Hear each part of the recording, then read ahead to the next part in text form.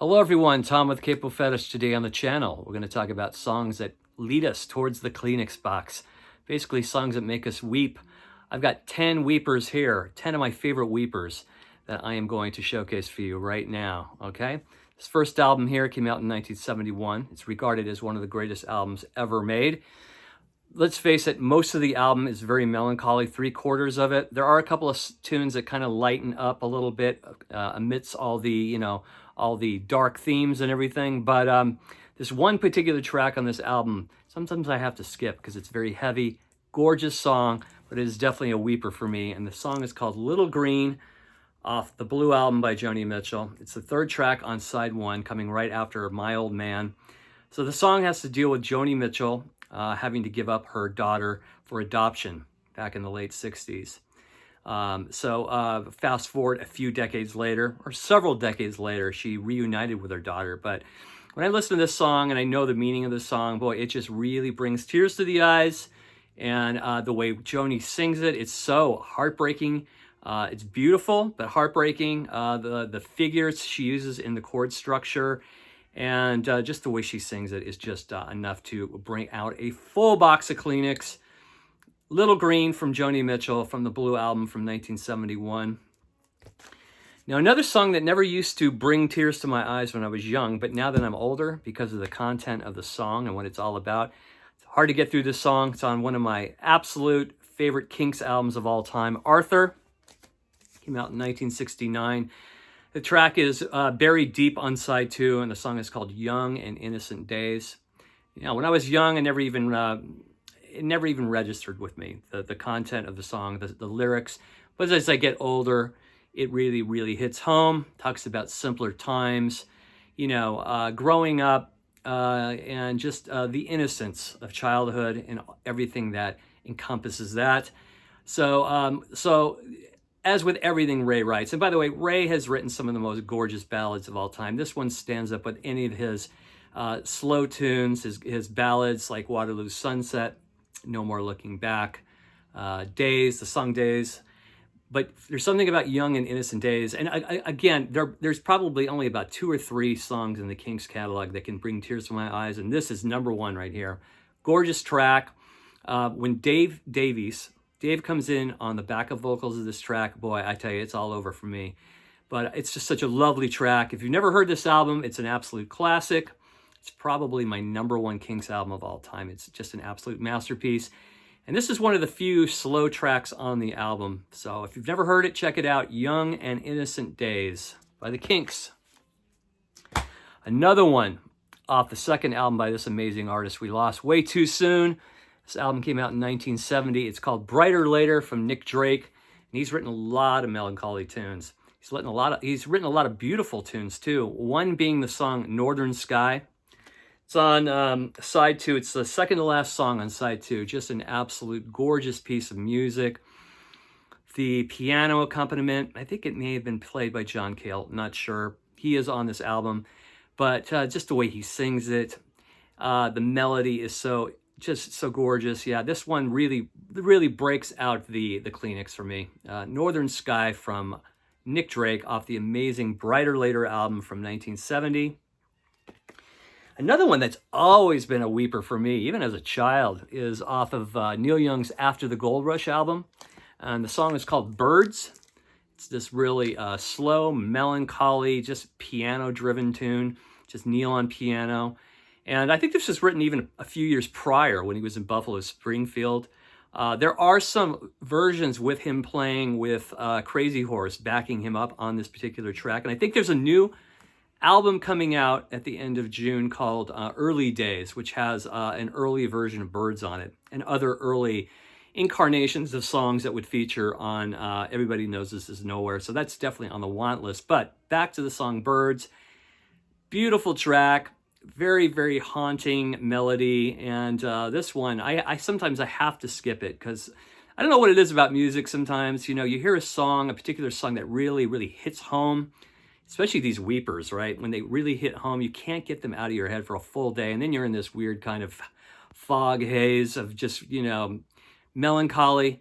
And Birds is one of those tracks. Beautiful track. I think it's the third track on side two right after Don't Don't Let It Bring You Down.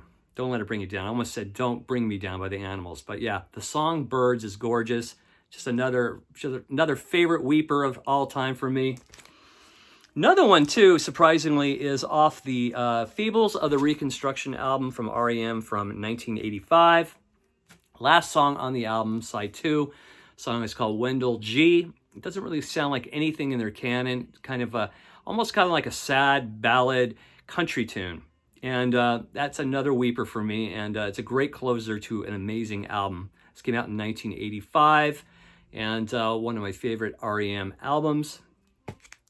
Another one, too, when it comes on the radio, sometimes I get a little misty-eyed when I hear this track. I never get tired of it. It's absolutely friggin' gorgeous.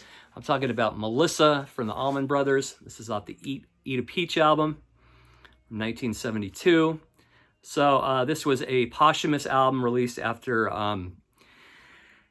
Duane Allman died back in 1971. Half of it has some of the cuts that Duane performed on before his death. The rest is posthumous Duane Allman recordings. So on side 1, the last track, Melissa, sung with an acoustic guitar by Greg Allman.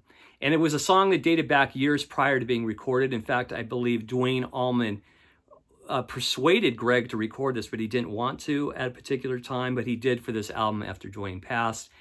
And again, it doesn't sound really like anything in the Allman's repertoire. It's just a gorgeous 2-3 minute track.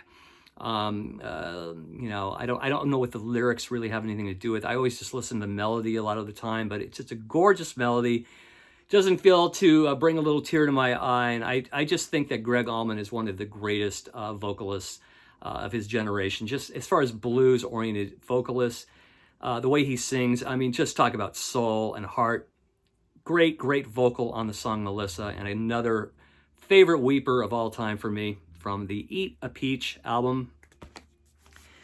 Another one, too, and Leonard Cohen's written a lot of weepers. This one off his debut album, The Songs of Leonard Cohen from 1967. Just a perfect album. Still one of my absolute favorite Leonard Cohen albums from start to finish. Just incredible tracks. The song is called Hey, That's No Way to Say Goodbye. Second track on side 2. Gorgeous track. I saw this video of his live in London. It was kind of towards the end of his life. The guy just has incredible charisma for an 83-year-old man, or whatever age he was at that point, in his early 80s. And he does a track of this. He does a version of this song, Hey, That's No Way to Say Goodbye, on that Live in London. And it is just, it'll bring anybody to tears falling. And the track on here, this particular version, the same thing. It's just a beautiful tune. Hey, That's No Way to Say Goodbye from Leonard Cohen off The Songs of Leonard Cohen from 1967. A great album from 2011. I've mentioned this a few times. Was really into this band for a few years.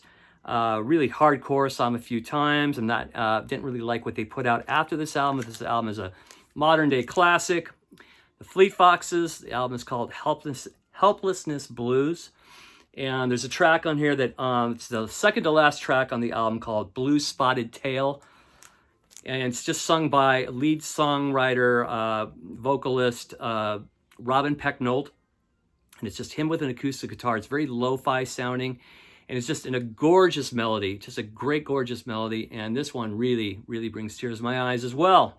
I have to watch it when I listen to this album. Sometimes if I'm not in a particular mood, it'll catch me off guard and I end up running into the bathroom for the Kleenex box. So if you never heard this album, check it out. Helplessness Blues, fantastic album all the way through. Great folk rock, baroque, kind of baroque as well. Baroque flourishes as well. But the song Blue Spotted Tail, you should check out if you've never heard it. Just gorgeous little folk acoustic track. Another one is off Van Morrison's 1987 album, Poetic Champions Compose. The song is called Queen of the Slipstream. Oh man, what a beautiful track. It has this really beautiful kind of orchestrated accompaniment in the background. And his singing is just, as always, passionate. And I don't know what it is about it, but it gets me every time I hear it. This is not a bad 1980s Van Morrison album, by the way. There's another song on here I really dig called Did You Get Healed? It's on the Best of Van Morrison. It's another really infectious track, but completely different vibe than Queen of the Slipstream. So if you've never heard of that track, Queen of the Slipstream, pull it up. It's beautiful and another fantastic weeper, for me at least. And then last on the list is just a gorgeous track from Sandy Denny when she was in Fairport Convention off the Legion Leaf album from 1969. The song is the last track on side 1. It's called Farewell, Farewell. Just her beautiful voice and just this very low-key accompaniment will just bring tears to your eyes. It's an incredible track.